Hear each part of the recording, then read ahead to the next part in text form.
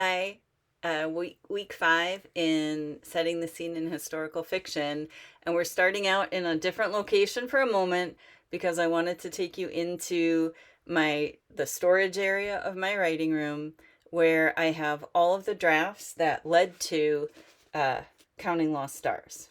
So each of the books that I've written, I have a stack like this at the end. Eventually, I will let it go, but for now, I have all the different versions. So this is called the first complete print read through. So for a year, it's just in my computer and I'm drafting. And then I finally print it out single sided so that I can like rearrange things. And just to explain, when I talk about the revision process and workshopping and plotting and structure and editing and all the things, this is for me as a writer what it looks like. This is a version where every chapter is kind of marked so I can like focus a lot on structure and moving things around. This is the version that I submitted to my editor. This is an envelope that I sent to one of my workshop partners. These are various versions. As it gets closer and closer to the end of the project, as the focus shifts from drafting, so lots on the computer, and finally I've got to the end, I'm going to print it for the first time, to structure, to workshop, and as the focus goes more towards editing, I'm printing it more often. So it looks like a lot. This one is when you actually are going to get a piece published. And at the publishers, they set it up to look like the book it's going to be, and that's an edit that's called first pass pages. Before that is a copy edit. I can show you what that looks like, where the copy editor has gone through. And if you're working with a big publisher, they pay for that. Yay. The copy editor that William Morrow used for Counting Lost Stars, fantastic. I'll share a link to her profile in the class links. If you're working more independently, that's an investment that is well worth it. Just to get another professional set of eyes on your work. But before it goes to the copy editor, I have made many corrections, and still there's ridiculous mistakes in there. Here's another version where I'm like focused on different chapters and stuff and just printing it out like crazy. So this is sort of the physical manifestation of the process that I'm going to be talking about today. That's the process that led to this book. And for me, each of my novels has had a process like that. So let me get back to my regular spot and I'll continue this lesson. Here I am back in my regular spot. I wanted you to see that because you may think that there are writers who don't need to go through as much trouble and take as much time as it's taking you, and that's just not true. It takes an incredible amount of time, but it's little by little. So you can do it. You can do it. I'll mention a few things today, and I'm going to also put a bunch of links in for the class as we set up workshops or you turn things in for some comments from me. What is this process like in terms of the writing process, the research and writing process for historical fiction? I've mentioned before that I do enough research to know what kind of story I can tell, and it's usually something kind of specific and interesting catches my attention. And for many of you who've talked about the projects you're working on, that's true. A specific historical incident person, something in your own ancestry, something that you've read about, it just like sticks with you and you just find it really fascinating. You better find it really fascinating, because you're going to have to be thinking about this for a while, a couple of years at least. And that fascination, that interest is what's going to really carry you through. Once you sort of know what it is you want to write about, you probably then just do all kinds of research. I know I do. I do a lot of research. But then there's and then for me, there's usually that kind of plot outline. I'm like, okay, this is the story. And it's not like that happens all at once, the plot outline. Think about it for a while. I've gotten better at it. One little mini discipline within the larger writing world is the synopsis, which is different from the pitch or the book jacket. A pitch, or what you see on the book jacket, is very, very short, 300 words usually, and designed to intrigue someone and let a publisher know, how will you sell this book? How can you talk about this book, to tell the reader who picks it up at the bookstore, why, don't you want to read this book? This is kind of what it's about and why it's interesting.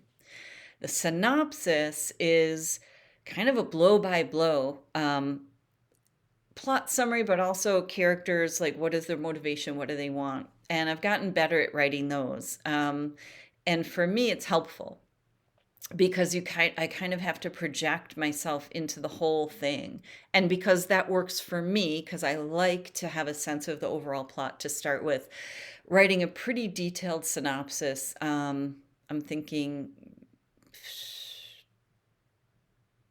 5,000 words maybe. I'd have to double check. The book I'm currently working on, I did a synopsis for. I don't think it's that long, but it's helpful for me. So it's kind of like a narrated plot outline where you also get a sense of the characters and what they want and what's the forces that are against them and what's going to, like, what are the stakes, what's going to keep the story moving forward. Then there's the drafting process, and there's some really great things as you leave this class and you want more support, more inspiration. I know novelists, writers, published writers who did the NaNoWriMo, National Novel Writing Month, which is in November, and they've joined a local group and committed to coming up with 50,000 words, I think it is, in the month of November, which is a lot. But it's a good head start, and it's just absolute rough first draft. You're only moving forward. You're not revising. You're not editing. You're just like, can I get in the habit of writing every day? I always like to join those things, and they never work for me because they tend to be I'm at a different place in my process. So right now in my life as a writer, I'm drafting something, and in the sort of my best version of myself, it's the first thing every morning is 500 to 1,000 words. In the reality of the life I live today, I have spent the day working on recording videos for the writing class I'm teaching for the Adirondack Center for Writing, which is really fun, and I'm enjoying it very much. But then tomorrow I have to do some writing. Another great inspiration, Jami Attenberg, is a writer who does a project called 1,000 Words of Summer. And actually, she's turned this project, which is like a group writing inspiration project, into a book about writing and process that she'll be publishing called 1,000 Words, I think. So I'll put a link to her project and in the links for the class. You may connect with some other students who are enrolled in this class. And I've had this like an accountability partner. So every morning for a while, I would just text my other writing friend, like, I wrote today. And then she would text back, she goes, I wrote today too. And just that little bit can be really helpful. Just like there's somebody in the world who cares if you wrote today. You might decide it's a particular time. You might think like, oh, I only have half an hour. And I do this to myself a lot. I feel like I don't have an entire uninterrupted morning. Why even start? But sometimes you can write quite a few words in half an hour or 1 hour. The main thing for writing that you'll hear over and over and over from everybody who does it. Having as much of a routine as possible, sticking to it as much as possible, showing up, um, moving forward, and setting a goal. And make sure that is all completely doable and reasonable for you. Since I stopped teaching, since I retired early from being a professor to write full time, and actually I'm worse at time management now than I was, because then I was like, I only have these 3 hours in the morning, because then I have to like walk my dog, prep my class, go to my campus, teach my classes, and come home. Like, if I don't get my writing done now, it's never going to happen. And now that I'm a full-time writer, I'm like, oh, I don't need to set an alarm. Oh, maybe I'll like watch Jeopardy from last night while I'm eating breakfast. And the minutes of the day begin ticking away. And any minute of the day that I have not yet worked on my draft, I just feel bad about myself. So it's not a good place to be. So I know what works for me, and I need to do it. And sometimes I do, and I'm like, got it. Went into my writing room with my cup of coffee, started working, got some words in, and before noon, I'm like, I hit 1,000. Cool. I don't have to feel bad about myself all day long now. I can research or do blog posts or answer emails or take a walk. I mean, like, I can live my life. If you have 1 hour and a good goal is 1 page, that's it. You write 1 page every day, you'll have written a complete draft of a novel in 1 year. You know how fast a year goes. The older we get, the faster time is flying by us. And if 1 page in a day sounds cool, 300 words, 250, 300 words, go for it. I set my personal goal at 500 words a day, because there are days I miss and then days that I write 2,000 words. So it's really, I should just say a week. Here's my weekly goal, because my days aren't as consistent as I always wish they were. And there's no one to blame but me. So really be honest with yourself and be selfish a little bit. There's always going to be something else you could do, or somebody wants you to do, or whatever. Writing, for some reason, it feels selfish. It isn't. It's my job. If I have to go teach a class, I don't feel selfish because I'm going to teach a class. I don't feel selfish because I'm teaching this class. I feel like, oh, cool, I accepted this job. I'm interested. I think I have something to offer. There are people who are interested in what I have to say, or in developing their own writing. This is all a very productive thing to do. And it's like, writing, it feels so like, ooh, I'm going to sneak away and do my writing. It's your job. Remind yourself. Whether anybody has ever paid you, it doesn't matter. You decide this is what you're doing, and that's your job. So, drafting, routine, reasonable goals that you can meet or exceed. Don't tell yourself, I'm going to spend all day, every day writing and have a book done, because it probably won't happen. Annie Dillard, who wrote I'm looking at my writing shelf of books, wrote a fantastic book called The Writing Life. She goes, nobody can work on their writing more than 4 hours a day. She's like, the exceptions are so unusual, don't even pay any attention to them. And she's an extremely disciplined and prolific writer. 4 hours is a lot. If you have 1 hour, and that's what you're going to give yourself, like, in my day, this hour is it.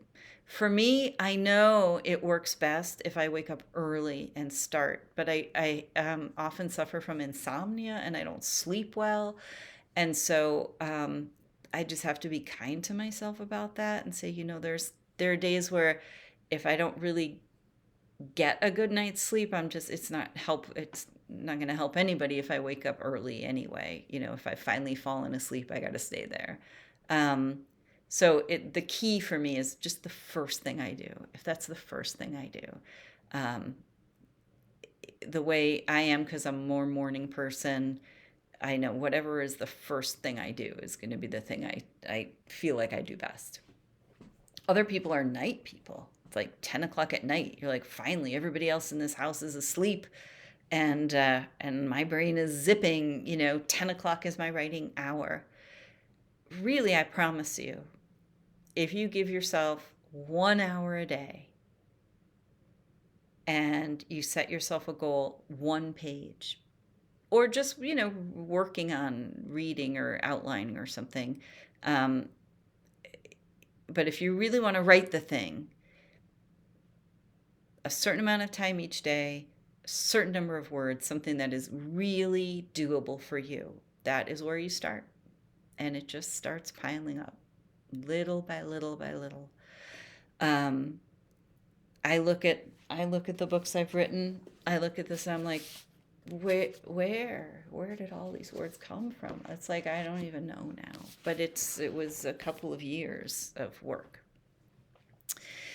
Once you have that first draft, that's where the work kind of begins. And that's the point where having people to workshop with is going to be so helpful. So there's support that you can avail yourself of to kickstart your drafting, like NaNoWriMo, like 1,000 Words of Summer, like a class like this, something that's going to get you going. You can have an accountability partner, which can be, like I said, as simple as a text. I wrote today too. Good, Once you have your complete draft, that's when you really start to figure out, what is this thing that I wrote and what does it want to be and how can I help it be that? Finding readers who can respond in ways that are really helpful to you is very important. Not everybody can, not everybody knows how. So, you'll see the kinds of responses that you get from me. And if you're able to participate in a workshop group as part of this class, you'll get some response from other people. The timing might not work for most people to do that, like in week 5 of this class. But continuing with that, finding a couple of other writers that you can meet with once a month. You really have to look for that. Sometimes at the local library, there'll be like a sign-up sheet, or you can put out an ad. I've seen ads in the local paper. Something that will give you that community. I've worked in writing groups with people who are writing for pleasure and with no intention to try to publish something or work something really in a lot of detail. They just want to write and share, and that's awesome. I've gotten really great feedback. There was one person in a writing group I was in. In some ways, she was very frustrating for me because she didn't read very closely, and I was always thinking, like, well, how is this helping me? But then she would ask a question. So she was in my group when I was writing my first novel, Orphan Number 8. And there was one day she said, "What happened to Sam?" So Rachel's brother Sam runs away from the orphanage. And in the first version of that novel, that's it. He's gone. We don't know whatever happened to him again. And she said, "Whatever happened to Sam?" And I thought, well, in my head, I know what happened to Sam. Do you want to know what happened to Sam? She's like, yeah, you got me to care all about this character. I kind of need to know what happened to him. And I was like, that was fantastic. That question, from a reader. I have another friend, a writer, who can do a reading, kind of like a reading that tracks his response as a reader. So I'll send him a draft and he'll write, "Oh, this is a bad guy," or "I'm waiting for something to happen," or "I read on with anticipation," or he'll write like hearts or smiley faces or sad faces. So it gives me a sense like, is this having an effect on someone as they read? What you're gathering from what I'm saying is your writing workshop, these are not your editors. These are not people who be like, "I hate that word," or, these are people who will engage with you and not necessarily tell you what to do, but give you responses and feedback that will get your mind working. Someone might say, "I got confused here." It's not their job to fix that. If they tell you, "I got confused here," then you as a writer know, like, oh, I need to solve this. I didn't realize this was going to be confusing for a reader, because in your mind, you know what's going on. And then it sets the challenge for you. So drafting, well, first with historical fiction, history, inspiration, research, and then story, drafting schedule, stick to a schedule, make it completely reasonable. Don't feel bad that you're not writing all day long. 1 hour, 1 page. Perfect. If that's your goal and you can start to do that consistently, that's it. That's it. It'll happen. You will get there. When you do get there to that complete first draft, having other writers, other friends, good readers to exchange it with is essential. If you are at a point where you want to try to either self-publish or enter into the fray that is the publishing industry, investing in a copywriter, there are other things. There's other writing schools that offer like development edits. So there are a lot of resources, and I'll put some more links into the class links that you might consider that will help you kind of move to that next step. But in this class, we're really focusing on, in terms of all the work that we've done in close reading, it's been focused on scene to chapter. We talked a bit last week about plot and some of those larger issues. But now you're going to write this thing. And most of you have talked about having an idea, having a draft, being about halfway through, or really wanting to start something.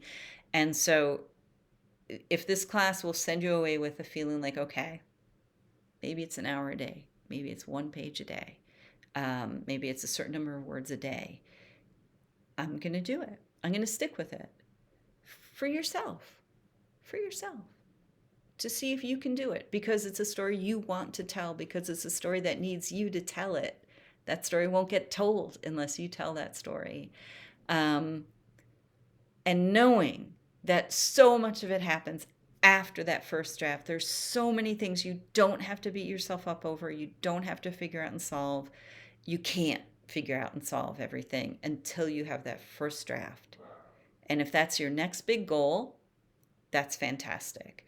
And if you do have a shorter piece, because we cannot workshop novels here, but if you have a shorter piece, if you have a scene that you're ready to workshop and get some feedback on, I will organize writing groups, and we'll see if we can pull together an end of the class like cocktail hour Zoom virtual thing. But if you're just kind of in the background of this class and watching these videos and reading some stuff, and you're not ready to talk about your work, and this has been helpful for you to kind of like, hey, I am interested. I do want to do this. I'm going to start. I'm going to try. Then I'm really, really pleased that you were part of this. It, to whatever extent, was most helpful for you. So the process begins. You like historical fiction. There's some story from history that you want to tell. And you're going to start making that leap from taking it out of here and putting it on the page. That, like I said, that's the hardest part for me. that first draft, it's really rough. Some days are great. Some days are really hard. I love the revision and editing. Other people, it's exact opposite. They love the first draft. They love that freedom. They love the invention. And then all the other stuff feels like, I don't know, it's like hard, busy work. But for me, that's what I love. So wherever you are in your process, today's the day it starts. Me too. I'm going to write today. I'm going to write 500 new words today. That's my promise to you. So thank you for joining me for these videos and for this class. And this is the week we start to work together. See you in a group. Bye.